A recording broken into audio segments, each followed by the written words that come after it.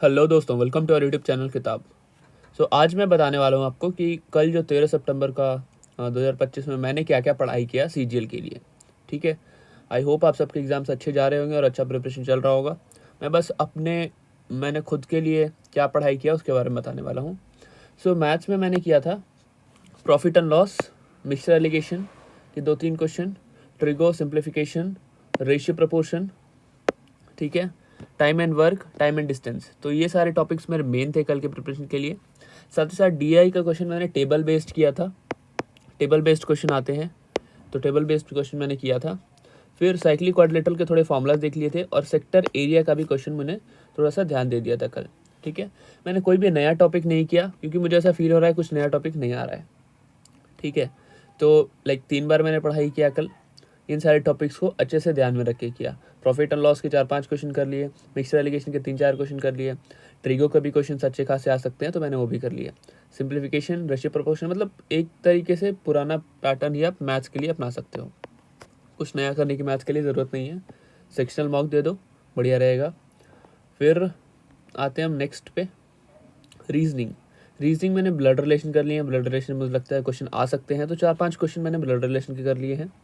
Address matching का कुछ नया कॉन्सेप्ट मुझे लगता है कि आ सकता है, तो कुछ एड्रेस मैचिंग का कॉन्सेप्ट, जैसे कुछ एड्रेस दे देगा फिर नीचे भी दे देगा, बोलेगा क्या ये सेम है, मतलब कुछ चीज़ें मिसिंग कर देगा, क्या ये अगर नीचे वाला ना हो या फिर ऊपर वाला ना हो तो फिर भी ये सामान जो पहुंच जाएगा क्या। तो इस तरह की एड्रेस मैचिंग भी आ सकता है, तो एड्रेस मैचिंग आपको थोड़ा सा देख लेना है। स्टेटमेंट कंक्लूजन, एनालॉगी के भी क्वेश्चन आ सकते हैं, वर्ड और नंबर दोनों एनालॉगी। ठीक है, फिर ये रीजनिंग का हो गया। फिर इंग्लिश में हमारे लेंदी कंप्रिहेंशन का मुझे लग रहा है कि क्वेश्चन आ सकते हैं, तो कंप्रिहेंशन आपको ज़्यादा से ज़्यादा प्रैक्टिस करना है। ये लेंदी आने के चांसेस मुझे लग रहे हैं। ठीक है, मैं कुछ क्लेम नहीं कर रहा हूँ, आएंगे ही आएंगे, बट कॉम्प्रिहेंशन थोड़ा लेंदी हो सकता है, तो आपको सॉल्व करने में टाइम लगेगा। अगर टाइम लग रहा है तो स्किप कर दो, लास्ट में करना। ठीक है, क्वेश्चन देख लेना पहले, उस हिसाब से आप स्ट्रैटेजी बना लेना उस टाइम पे। फिर PQRS डुएबल है, आ सकते हैं। तो मैंने जो किया था कल के मॉक में, तीनों मॉक में PQRS ईजिली डुएबल थे। एक्टिव पैसिव के क्वेश्चंस काफ़ी अच्छे थे उधर। डायरेक्ट इनडायरेक्ट किया मैंने, होमोनिम्स, सीडियम्स, वो कैब मुझे कल के मॉक में थोड़े डिफ़िकल्ट लगे थे। ठीक है, तो वो कैब मैंने थोड़ा सा समझ ना आया, और ऑप्शंस भी क्या होता है उसमें कि सिमिलर आ जाते हैं, तो आप समझ नहीं पाओगे कि सही ऑप्शन है क्या। क्लोज टेस्ट मैंने किया ही नहीं कल, मुझे अच्छा नहीं लगा। नेक्स्ट हमारा GS है। GS थोड़ा सा टफ मुझे लगता है, और टफ लगने की वजह से मुझे ये सब चीज़ें याद नहीं होती। कुछ कुछ चीज़ें जो मैं आपको बताता हूँ, स्कीम्स, रिपोर्ट्स, 2008 की रिपोर्ट या फिर 2020 की पॉलिसी, अब इतनी पुरानी चीज़ें मैं कहाँ से याद करूँ, तो ये सब चीज़ें मुझे याद नहीं होती। तो मैं जो गलती कर रहा हूँ आप मत करना, ये सब चीज़ें याद कर लेना। इंटर स्टेट काउंसिल के आर्टिकल्स, ग्वालियर फोर्ट में क्या स्टेटमेंट दिया, गॉर्जेस क्या होते हैं, गॉर्जेस तो माउंटेन के बीच में जो पानी आता है उसको गॉर्ज बोलते हैं। ठीक है, गोल्गिया पार्टस के फंक्शन, कुछ कुछ ऐसे क्वेश्चन भी पूछ लिया जाता है कि सेकेंड ओलंपिक जब हुआ था तो 10 गोल किसने स्कोर किया था हॉकी में। तो ऐसे क्वेश्चंस बिल्कुल भी अनसर्टेन होते हैं।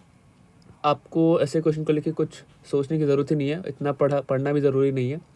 आपका नहीं होगा तो किसी और का भी नहीं होगा। तो जब GS में आप 12-13 भी अटैम्प्ट कर रहे हो तो चलेगा, कोई कोई दिक्कत की बात नहीं है, क्योंकि बहुत ही अनसर्टेन आ रहा है, आ सकता है। फिर 2020-2022 की चीज़ें मैं क्यों पढ़ूँ अभी, करंट अफेयर्स वगैरह, तो उससे कुछ मतलब नहीं है। ठीक है, तो बेसिकली आपको फोकस करना है बाकी 3 चीज़ों पे, और GS थोड़ा बहुत देखना है। ठीक है, जो मैं बता दूँ। और इस चैनल पे तो आपको लगातार जो मैं क्या पढ़ता हूँ उसका आपको डेली वीडियोस मिलता ही रहेगा, तो आप चैनल को सब्सक्राइब कर लेना ताकि आपको और भी अपडेट्स मिलते रहें इस तरीके से।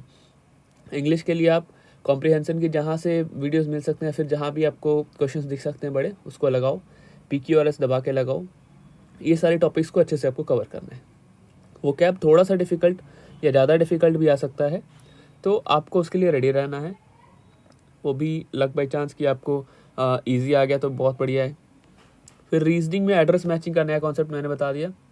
ब्लड रिलेशन अच्छे से कर लेना, आई होप आपको आता ही होगा, बट डिफरेंट डिफरेंट टाइप के क्वेश्चंस होते हैं तो उसको थोड़ा सा प्रैक्टिस कर लेना। और मैथ्स में वही ये सब चीज़ें आपको देख लेना है। तो ये सब चीज़ें आज के लिए आप सब के लिए है, आज के लिए सब आपके लिए होमवर्क है कि ये सारे टॉपिक्स आप कवर करोगे और कमेंट में बताओगे कि आपने कर लिया, ताकि मैं कल फिर नए टॉपिक्स के साथ आ जाऊँ, क्या क्या टॉपिक मैंने किया और क्या क्या टॉपिक आपको करना है। ठीक है, और हमारा एक टेलीग्राम चैनल भी है, किताब फॉर एसएससी, किताब फॉर एसएससी।